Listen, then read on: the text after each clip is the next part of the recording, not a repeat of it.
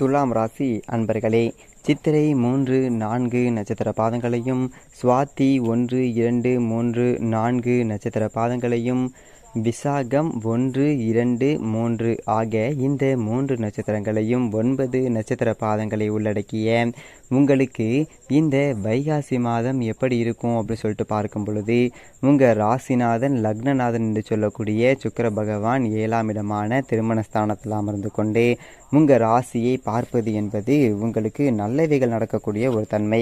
அதே சமயத்தில் இந்த வைகாசி மாதம் 6ஆம் தேதி உங்கள் ராசிநாதனான சுக்கிரன் ஆட்சி பலம் பெற்று வலிமையாக இருக்க போகின்றாருங்க. அப்போது எதெல்லாம் நடக்கலையோ, எதெல்லாம் நினைத்த காரியங்கள் ஜெயமாகியோ, எதெல்லாம் நம்ம நடக்கணும் என்று எதிர்பார்த்து அது நடக்காமல் இருந்ததோ, அது எல்லாமே உங்களுக்கு நடப்பதற்கான ஒரு வாய்ப்புகளையும் சந்தர்ப்பங்களையும் உங்களுக்கு ஏற்படுத்தும். ஏன் இதை ஸ்ட்ராங்காக சொல்கிறேன் அப்படின்னா, அந்த உங்கள் ராசிநாதன் யாரோட சேர போகிறாரு அப்படின்னா 11ஆவது இடம் என்கின்ற அந்த லாபஸ்தானத்தோட அதிபதியோட சேர்கின்றாருங்க. அப்போது திடீர் அதிர்ஷ்ட வாய்ப்புகள், தடைப்பட்ட விஷயங்கள் உங்களுக்கு நடக்கக்கூடிய ஒரு நல்லதொரு மாதமாக அமைகின்றது இந்த துலாம் ராசி அன்பர்களுக்கு. சரி, இந்த குடும்பம் சார்ந்த விஷயங்கள் எப்படி இருக்கும் அப்படின்னு சொல்லிட்டு பார்க்கும் பொழுது, கடந்த சில மாதங்களாகவே பார்த்தீங்க அப்படின்னா சனி பகவானுடைய ஒரு பார்வை அந்த குடும்பஸ்தானத்தின் மீது பதிந்து ஏதாவது ஒரு குடும்பத்தில் ஒரு வகையில் அழுத்தம் ப்ரெஷர் அப்படிங்கிறத கொடுத்து கொண்டிருந்தது அப்படின்னு சொல்லிட்டு சொல்லலாங்க. ஆனால் இப்போது இந்த ஒரு மாதத்தில் இருந்து பார்த்தீங்க அப்படின்னா குருவினுடைய பார்வை பதிகின்றது. அதாவது பெரிய மனிதர்களினுடைய தொடர்புகள், பெரிய மனிதர்களுடைய அந்த ஆலோசனைகள் என்பது உங்களுக்கு கிடைப்பதற்கான ஒரு தன்மை. அதே போல் குரு அப்படிங்கிறது கடவுள் அல்லவா, கடவுளுடைய அனுகிரகம் என்பது உங்களுடைய குடும்பஸ்தானத்தின் மீது பதிகின்றது. அதே சமயத்தில் பொருளாதாரம் சார்ந்த விஷயத்தில் ஏற்றத்தன்மையை கொடுக்கக்கூடிய ஒரு தன்மை.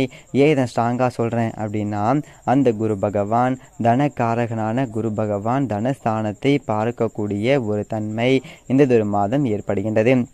அப்போ என்னாகும் அப்படின்னா பொருளாதார அபிவிருத்தி. அதை விட இன்னொரு சிறப்பு என்ன அப்படின்னா, தனஸ்தானத்தோட அதிபதியாக இருக்கக்கூடிய செவ்வாய் பகவான் பார்த்தீங்க அப்படின்னா இந்த ஒரு மாதம் வைகாசி 19 அதாவது ஜூன் மாதம் 1ஆம் தேதி ஆட்சி பலம் பெற்று வலிமையாக இருக்க போகிறாரு.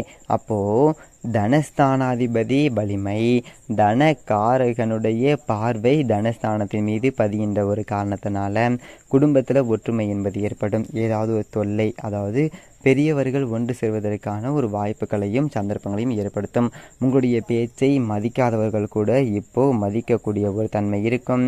எதிர்பாராத ஒரு வகையில் ஒரு பணம் சிக்கி கொண்டிருந்த பணம் என்பது உங்களுக்கு திடீரென்று உங்களுக்கு வரக்கூடிய ஒரு வாய்ப்புகளும் சந்தர்ப்பங்களும் இந்த ஒரு காலகட்டம் உங்களுக்கு சிறப்பாகவே இருக்கின்றது அப்படி சொல்லிட்டு சொல்லலாம். அதே சமயத்தில் வீடு சம்பந்தப்பட்ட விஷயங்கள், நிலம் சார்ந்த விஷயங்கள் அனுகூலத்தை ஏற்படுத்துமா அப்படின்னு சொல்லிட்டு பார்க்கும் பொழுதே, கடந்த காலகட்டத்தில் ஒரு இடத்தை விற்கணும் என்று நினைத்து கொண்டிருந்தவர்கள், அதில் பிரச்சனையாக இருந்தவர்கள், பாக பிரிவினை இந்த மாதிரி ஏதாவது ஒரு வில்லங்கங்கள் சார்ந்த விஷயத்தில் இருந்தவர்கள் எல்லாமே இப்போது அந்த ஒரு பிரச்சனையை சுமூகமாக தீர்க்கப்பட்டு அந்த சொல்யூஷன் என்பது கிடைக்கக்கூடிய வகையில் இந்த ஒரு மாதம் அப்படிங்கிறது உங்களுக்கு சிறப்பாக இருக்கின்றது. 4க்கு உரியவன் என்று சொல்லக்கூடிய அந்த சனி பகவான் தனக்கு 2ஆம் இடத்துல ஆட்சி பலம் பெற்று வலிமையாக இருக்கிறாருங்க. அப்போது இந்த துலாம் ராசி அன்பர்களுக்கு ஒரு ராஜயோகத்தை தரக்கூடிய ஒரு கிரகம் அப்படின்னா அது சனி பகவான். அந்த சனி பகவான் வலிமையாக ஆட்சி பலம் மூல திரிகோண பலம் பெற்று வலிமையாக அமர்ந்து கொண்டேன் 11ஆவது இடமான லாபஸ்தானத்தை பார்க்கிறார் அல்லவா. அப்போது நிச்சயமாக உங்களுக்கு நல்லவைகள் என்பது நடக்கக்கூடிய ஒரு தன்மை இந்த ஒரு மாதம் உங்களுக்கு சிறப்பாக இருக்கு. அதே தாயினுடைய உடல்நலம் சார்ந்த விஷயத்தில் இருந்து வந்த பிரச்சனைகள், அதாவது அந்த சுகஸ்தானத்தில் இருந்து வந்த பிரச்சனைகள் எல்லாமே தீரக்கூடிய ஒரு தன்மைகளை இந்த ஒரு காலகட்டம் உங்களுக்கு அமைகின்றது. குழந்தையினுடைய நலன்கள் எப்படி இருக்கும் அப்படின்னு சொல்லிட்டு பார்க்கும் பொழுது, குழந்தை ஸ்தானத்தோட அதிபதியாக இருக்கக்கூடிய அந்த சனி பகவான் ஆட்சி பலம் பெற்று வலிமையாக இருக்கிறாருங்க. அப்போது நிச்சயமாக இந்த ஒரு மாதம் நல்லவைகள் நடக்கக்கூடிய ஒரு தன்மை, குழந்தை. ஆனால் குரு பகவான் 8ஆம் இடத்துல அமர்ந்திருந்தாலும் ஆட்சி பலம் பெற்ற அந்த சுக்கிரனுடைய வீட்டில் இருக்கின்ற ஒரு காரணத்தினாலும் 11ஆம் அதிபதியோடு சேர்ந்து இருக்கிறதுனாலையும் உங்களுக்கு திடீர் அதிர்ஷ்ட வாய்ப்புகளை அந்த குழந்தை பெற்றுக் கொடுக்கும். அதாவது குழந்தை ஏதாவது படிக்கணும், அதற்கு ஒரு இடையூறாக இருந்தது, ஒரு தடங்கலாக இருந்தது, அந்த ஒரு விஷயங்கள் அந்த தடங்கல்கள் எல்லாமே விலகக்கூடிய ஒரு நல்லதொரு காலகட்டமாக அமைகின்றது. நினைத்த படிப்பு படிக்கக்கூடிய ஒரு தன்மை இந்த ஒரு மாதம் உங்களுக்கு சிறப்பாக இருக்குது அப்படின்னு சொல்லிட்டு சொல்லலாங்க. 6ஆம் இடத்துல செவ்வாயும் ராகுவும் இணைந்து கொண்டு ஏதோ ஒரு வகையில் உங்களுக்கு தொந்தரவு பிரச்சனை. ஏன்னா ராகு அப்படிங்கிறது சர்ப்ப கிரகம், அது செவ்வாய் தனஸ்தானத்தோட அதிபதியோடு இருக்கிறதுனாலையும் 7ஆம் அதிபதி 6ஆம் இடத்துல இருக்கிறதுனால அந்த குடும்பத்தில் சின்ன சின்ன கருத்து வேறுபாடுகள், சகோதர சகோதரிகள் வழியில் வருவதற்கான வாய்ப்புகள் இருக்குது. அதுவும் குறிப்பாக சொல்லப்போனோம் அப்படின்னா இந்த வைகாசி மாதம் 19ஆம் தேதி வரைக்கும் தான். அதற்கப்புறம் உங்களுக்கு பெரிய பாதிப்பு ஒன்றும் ஏற்படுத்த போவது இல்லை. திருமணம் சார்ந்த சுப காரியங்கள் என்பது நடக்குமா? ஏன்னா குரு போயிட்டு 8ல் மறைஞ்சிட்டாரே, அப்போது குரு பலன் என்பது இல்லையே அப்படின்னு சொல்லிட்டு நினச்சிட்டு இருக்கலாம். ஆனால் அப்படி கிடையாது. 7ஆம் இடத்துக்கும் 2ஆம் இடத்துக்கும் அமர்ந்து கொண்டு அங்கே களத்திர காரகன் என்று சொல்லக்கூடிய அந்த சுக்கிரனுடைய வீட்டில் குரு அமர்ந்து கொண்டு அந்த சுக்கிரனும் குருவும் இணைவு பெற்று இந்த மாதம் குடும்பஸ்தானத்தை பார்க்குறாங்க. அப்போ 2ஆம் இடம் என்பது குடும்பம் அல்லவா? அப்போ குடும்பத்தை அமைத்து கொடுக்கக்கூடிய ஒரு வகையில் இந்த ஒரு மாதம் இருக்கின்றது. அப்போது திடீர் திருமண வாய்ப்புகள் உங்களுக்கு ஏற்படும். திடீர் திருமணம் ஃபிக்ஸ் ஆகக்கூடிய ஒரு அமைப்பு, இன்னாருக்கு இவர் என்று அறிமுகப்படுத்தக்கூடிய ஒரு தன்மை, ஒரு சிலருக்கு நிச்சயதார்த்தம் செய்யக்கூடிய ஒரு வாய்ப்புகள் சந்தர்ப்பங்களும் நிச்சயமாக உண்டு. ஏன்னா இது ஸ்ட்ராங்காக சொல்லப்போனோம் அப்படின்னா களத்திரக்காரகன் திருமணக்காரகனான சுக்கிரன் உச்ச பலம், அதாவது ஆட்சி பலத்தோட வலிமையாக இருக்கக்கூடிய ஒரு காலகட்டம் அப்படி சொல்லிட்டு நம்ம எடுத்துக்கலாங்க. சரி, இந்த பாக்கியஸ்தானத்தோட அதிபதியாக இருக்கக்கூடிய புதன் பகவான் 7ஆம் இடத்துல இருக்கிறாருங்க. அப்போது ஒரு சிலருக்கு பார்த்தீங்க அப்படின்னா 2வது திருமணம் அமைவதற்கான ஒரு வாய்ப்புகளும் சந்தர்ப்பங்களும் இருக்கின்றது. அந்த புதன் பகவான் இந்த வைகாசி மாதம் 18ஆம் தேதி 8ஆம் இடத்துல வந்துட்டு மறைகிறதுனால, 9க்குரியவன் 8ல் மறைகிறதுனால தந்தையினுடைய உடல்நலம் சார்ந்த விஷயத்தில் மட்டும் கொஞ்சம் கவனம். ஏன்னா சூரியனும் அங்கே 8ல் தான் இருக்கிறாரு. அப்போது 9ஆம் அதிபதி தந்தைக்கு ஸ்தானத்தோட அதிபதியான புதனும் போயிட்டு இருக்கிறதுனால தந்தையின் மூலமாக சின்ன சின்ன கருத்து வேறுபாடுகள் வருவதற்கான ஒரு வாய்ப்புகள். சண்டையிடக்கூடாது, அதாவது தகப்பன் அவங்கள நல்லா பார்த்துக்கணும். அதே சமயத்தில் உங்களுடைய அந்த 9ஆம் இடம் என்பது பூர்வீகம் அல்லவா?